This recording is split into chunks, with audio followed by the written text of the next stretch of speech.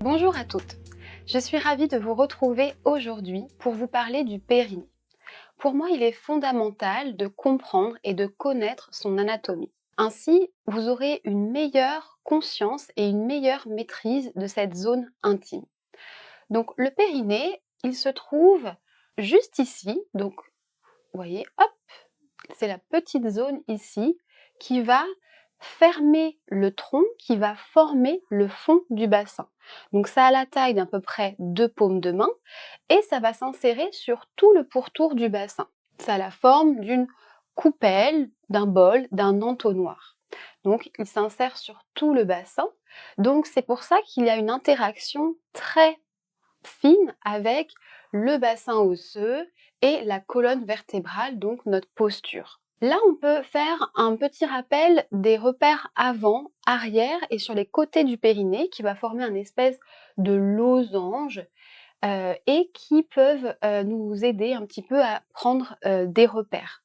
Donc on va avoir la symphyse pubienne ici, l'os du pubis devant, le coccyx, l'os qui termine la colonne vertébrale, et les 2 ischions, les os sous les fesses qui pointent quand on est assis. Donc le périnée, il est constitué de quoi? Il est constitué de 3 tissus principaux, des muscles, des ligaments, des fascias, qu'on appelle aussi aponévrose. Donc le périnée, il va être constitué de plusieurs muscles, d'une dizaine de muscles, qui vont être un peu comme au niveau de notre visage, de taille, de forme, d'insertion différentes, et qui vont être entremêlés, entrecroisés, interconnectés les uns avec les autres et travailler ensemble.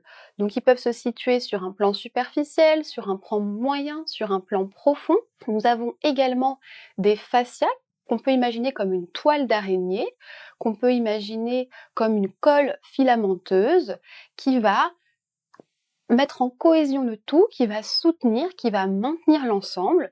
Et nous avons des ligaments qui vont être plus comme des petites cordelettes, qui vont aussi être un tissu conjonctif de soutien et de maintien, notamment les organes du petit bassin. Cet ensemble, il doit être à la fois souple, à la fois flexible, il doit bouger, il doit avoir une alternance entre contraction, décontraction, un tonus de base efficace, solide, pour assurer toutes les fonctions du périnée. Et nous allons voir qu'on peut avoir une conscience de cette zone, on peut l'engager, le contracter. Donc soit on le contracte de manière globale, soit on peut apprendre à contracter un peu plus l'avant, un peu plus l'arrière, un peu plus certains muscles, un peu plus côté, un peu plus profond, un peu plus superficiel. Et cette zone va assurer de nombreuses fonctions. Donc ensuite, on a des systèmes, des organes qui vont être en constante interaction avec le périnée, mais bien d'autres choses encore, comme notre posture, comme le dos, comme les abdos, la sangle abdominale profonde.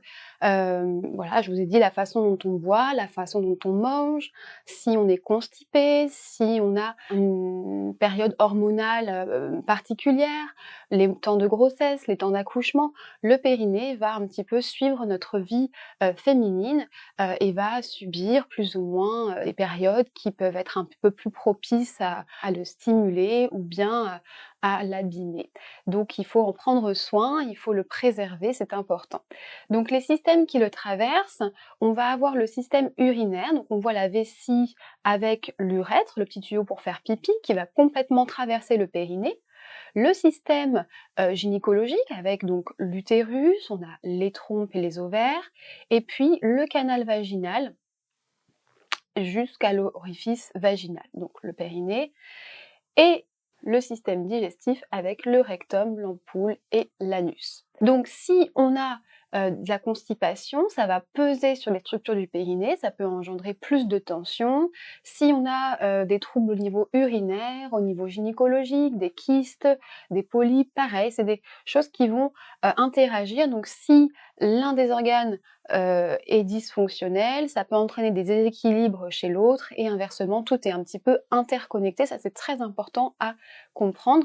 Et notamment, vous avez toute la structure du bassin avec la colonne vertébrale qui est aussi en constante interaction avec le périnée. Donc notre posture, notre façon de nous tenir, si vous avez des problèmes de dos, si vous avez des problèmes de hanche, de bassin, ça va être important pour venir prendre soin de cette zone. Le périnée et le vaginisme, pour, vous expliquer un petit peu le mécanisme, on va avoir donc du coup tout un ensemble de muscles autour du vagin qui va entraîner en fait, il va y avoir une contraction de ces muscles de manière involontaire, inconsciente, et cette contraction, va entraîner la fermeture du vagin, en tout cas qui va rendre, ou difficile la pénétration, et donc c'est, ça qu'on va travailler ensemble pour, essayer de venir maîtriser cette zone, de venir la détendre et d'éviter qu'il y ait cette action réflexe du corps par protection, et qui agit comme barrière et qui, empêche du coup la pénétration d'un objet, d'un pénis, d'un doigt ou toute autre chose. Donc il existe différents types de vaginisme. On a le vaginisme primaire qu'on appelle, quand il n'y a eu aucune pénétration, quand, c'est là depuis toujours. Le vaginisme secondaire, lui, va apparaître avec un événement, un traumatisme, un choc, c'est-à-dire qu'il y a eu déjà avant, possibilité d'avoir des pénétrations et puis suite à cet événement, ça a été difficile ou bien même, impossible. Après on parle aussi de vaginisme circonstanciel, complet, incomplet. Si on arrive à faire rentrer un peu mais pas totalement, ou bien si on arrive à faire rentrer quelque chose mais pas, d'autre chose, ou bien avec telle personne et pas avec telle personne. Donc voilà, il y a tout type de vaginisme. Comme je vous le disais, vous avez un corps unique, vous avez une histoire, des blocages qui vous sont propres. Votre vaginisme est différent de celui des autres et donc vous allez avoir votre propre cheminement. Donc moi, ma vision, c'est que je vais vous proposer des compréhensions, des informations, des conseils, des exercices que vous allez faire, répéter, vous allez pouvoir vous entraîner et vous allez tout simplement voir ce qui, fonctionne pour vous, ce qui est efficace et c'est qui vous permet de vous libérer du vaginisme. Donc on parlera beaucoup de la respiration, notamment sur la prochaine vidéo, puisque le périnée a également un lien très très étroit avec la respiration. Donc je vous retrouve dans la prochaine vidéo pour parler de ça.